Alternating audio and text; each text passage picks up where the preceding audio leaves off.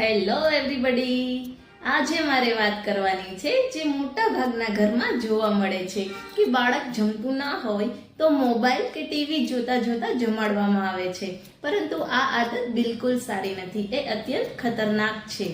જ્યારે મોબાઈલ જોઈને બાળક જમતું હોય તો તે ઓવર ઇટિંગ કે અંડર ઇટિંગ કરે છે, જેના લીધે મોટાપો કે કુપોષણની સમસ્યા ઊભી થાય છે.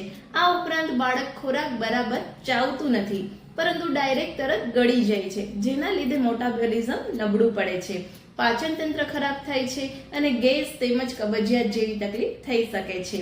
બાળકોને વિકાસ સંબંધિત પ્રોબ્લેમ જેવા કે પોષણની ઉણપ, વજન અને હાઇટ ન વધવા જેવી સમસ્યા પણ જોવા મળે છે.